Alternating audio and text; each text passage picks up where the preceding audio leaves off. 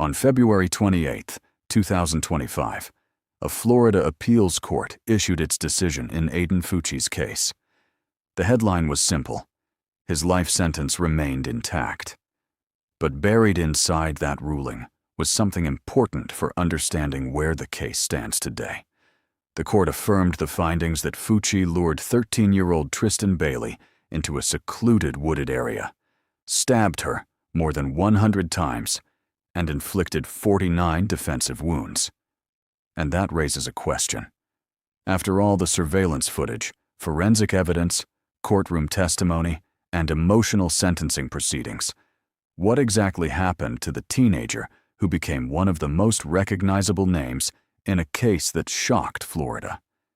And more importantly, what has changed since the day he was sentenced to spend the rest of his life behind bars? Before we continue, if you follow true crime cases and want more carefully researched updates like this, take a moment to subscribe to the channel and let me know in the comments. Where are you watching from? I always like seeing how far these cases reach. Now, let's get into the latest developments in the Aiden Fucci case. To understand the latest update, we have to go back to where this case began. In May 2021, St. Johns County, Florida, was preparing for Mother's Day. Durbin Crossing was a suburban community filled with families, schools, neighborhood parks, and winding residential streets. 13-year-old Tristyn Bailey lived there with her family. She was a competitive cheerleader and was remembered by friends and relatives as outgoing, energetic, and deeply connected to the people around her. On the night of May 8th, Tristyn was spending time with other teenagers in the neighborhood. Among them was 14-year-old Aiden Fucci, a classmate who lived nearby. The following morning, Tristyn's family realized she was missing. The search that followed quickly expanded across the community. Deputies and volunteers searched roads, wooded areas, trails, and retention ponds as investigators began reconstructing her final movements. Surveillance footage became one of the most important parts of the investigation. Video showed Tristyn and Fucci together during the early morning hours. Investigators later determined that Fucci was the last known person seen with her before she disappeared. Later that day, Tristyn's body was discovered in a wooded area near her neighborhood. The investigation immediately became a homicide case. The medical examiner's findings revealed that Tristyn had suffered 114 stab or cutting wounds. At least 49 were identified as defensive injuries, involving areas including her hands, arms, and head. Prosecutors later presented those findings during the case against Fucci, but the investigation wasn't based on the number of injuries alone. Detectives collected surveillance footage, physical evidence, DNA evidence, and statements from people who knew Fucci and Tristyn. The evidence gradually formed a timeline that prosecutors would later use to argue that the killing was deliberate. One piece of evidence became particularly infamous: a Snapchat image Fucci posted while he was sitting in the back of a police vehicle. The image showed Fucci taking a selfie and appearing casual while the search for Tristyn was still underway. That photograph became part of the public understanding of the case because of its timing. But it wasn't the only evidence investigators had. Authorities also examined Fucci's clothing and other physical evidence recovered during the investigation. His mother, Crystal Smith, eventually faced her own criminal case after prosecutors accused her of tampering with evidence connected to the investigation. As detectives continued examining the case, they also learned about statements Fucci had allegedly made before Tristyn's death. Those statements became relevant during the later sentencing proceedings because prosecutors argued they demonstrated an interest in killing that predated the murder. The case moved rapidly through the legal system. Fucci was initially charged with second-degree murder. Prosecutors later upgraded the charge to first-degree murder and decided to prosecute him as an adult. The decision reflected the circumstances of Tristyn's death and the evidence investigators had accumulated. For almost 2 years, the case remained headed toward trial. Then, just as jury selection was about to begin, everything changed. On February 6, 2023, Fucci pleaded guilty to first-degree murder. The plea meant there would be no jury trial where prosecutors would present the entire case and witnesses would be questioned in open court. Instead, the focus shifted to sentencing. Fucci was 16 by then, but he had been 14 when Tristyn was killed. Under Florida law, that distinction mattered enormously. Because he had committed the crime as a juvenile, the court had to conduct a sentencing proceeding that considered both the extraordinary seriousness of the murder and the factors associated with juvenile offenders. The sentencing hearing lasted 2 days. Tristyn's family and people who knew her spoke about the impact of her death.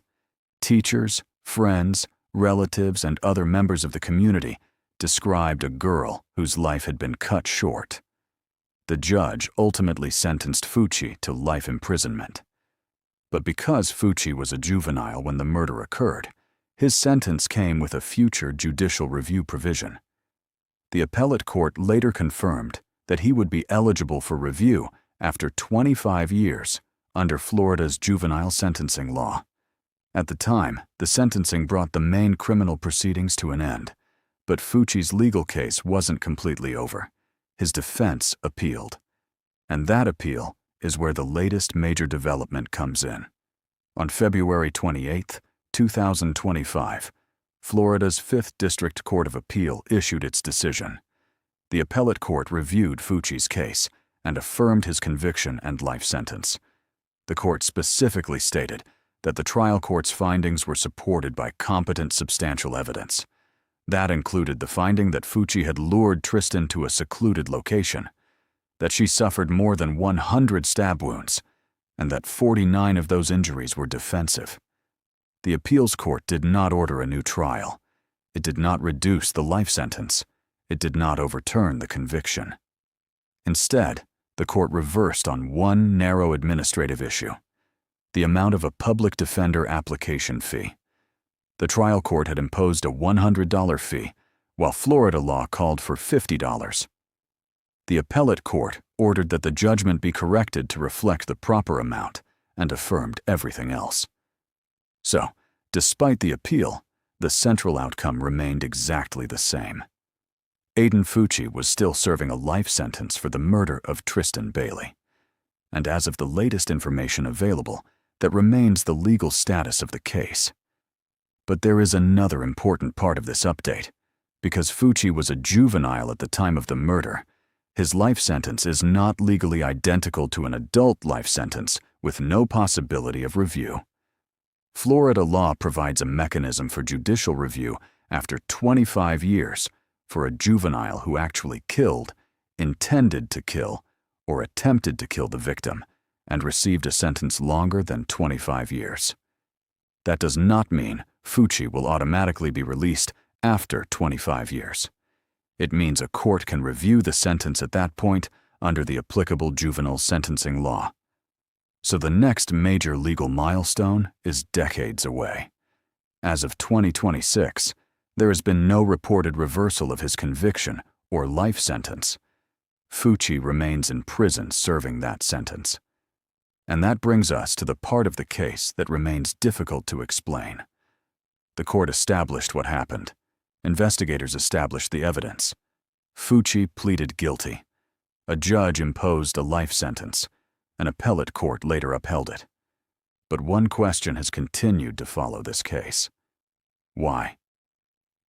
The sentencing court found that the crime was committed out of a desire to kill and watch someone die, but there was no conventional motive such as robbery, revenge, or a relationship dispute.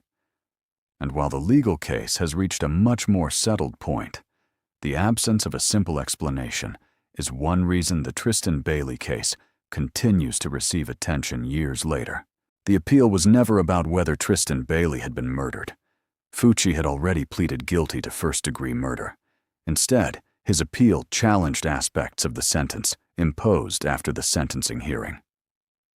On February 28, 2025, the 5th District Court of Appeal reviewed Fucci's case. The judges concluded that the trial court's findings were supported by competent substantial evidence. The appellate opinion specifically referenced the finding that Fucci lured Tristyn to a secluded location, stabbed her more than 100 times, and inflicted 49 defensive wounds. The court also upheld the trial judge's finding that Fucci killed Tristyn out of a desire to kill someone and watch them die. That decision is important because it means there was no legal reversal of the conviction, no order for a new trial, and no reduction of the life sentence. The only issue the appellate court changed was the public defender application fee. The trial court had imposed a $100 fee, but Florida law required $50.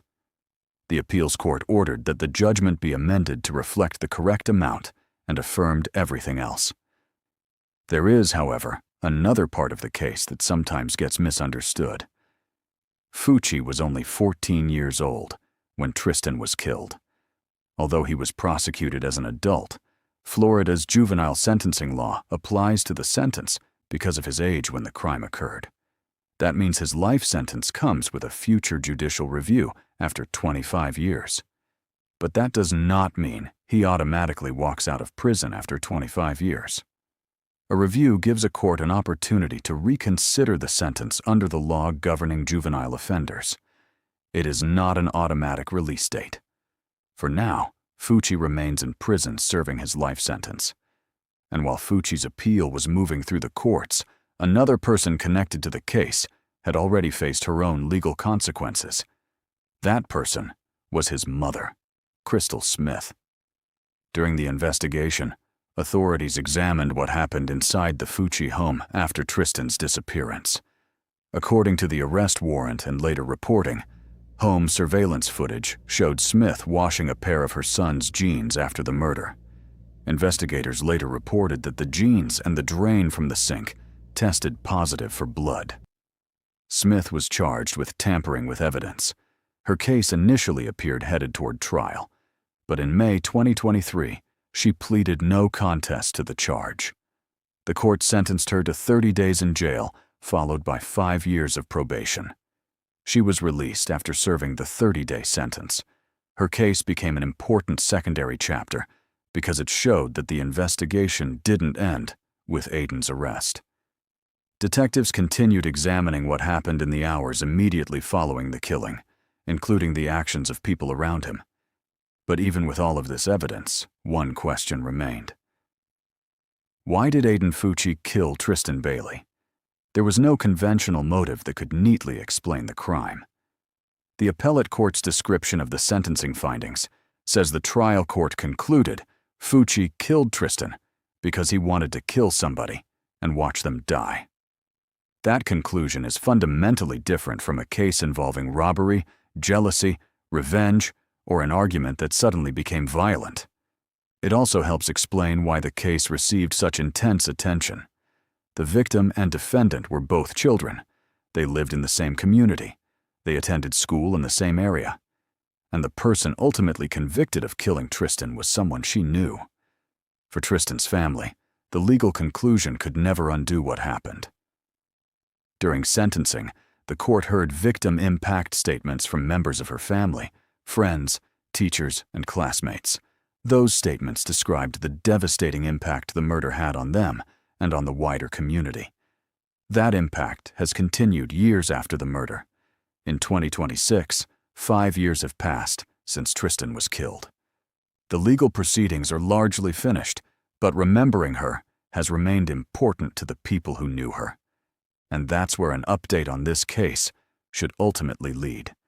Not just back to Aiden Fucci, but back to the person whose life was taken. Tristyn Bailey was 13 years old. She was a daughter, a sister, a friend, a student, and a cheerleader. Her life wasn't defined by the circumstances of her death. The criminal justice system has now answered the central legal questions. Fucci pleaded guilty to first-degree murder. He was sentenced to life imprisonment. His appeal did not overturn that sentence. The appellate court's only correction concerned a $50 difference in the public defender application fee. And under Florida's juvenile sentencing law, Fucci remains eligible for a future sentence review after 25 years. But there is no current indication that he is being released, that his conviction has been overturned, or that his life sentence has been reduced. So, as of 2026, the status is clear. Aiden Fucci remains convicted of Tristyn Bailey's murder and remains under a life sentence. The biggest legal development since his 2023 sentencing was his unsuccessful appeal in 2025. And perhaps the most important thing to remember about that update is what it didn't change. It didn't change the conviction. It didn't erase the evidence. It didn't reduce the sentence. And it didn't bring Tristyn Bailey back. 5 years after her death, the case remains a painful reminder that a courtroom can establish accountability, but it cannot restore a life that was taken. If you found this update informative, please consider subscribing to the channel for more carefully researched, true crime case updates. And if this case stayed with you, leave a respectful comment below about what part of the investigation or legal proceedings stood out to you. Most importantly, remember the name, Tristyn Bailey, for the life she lived, not only for the crime that ended it. Thank you for watching, and stay safe.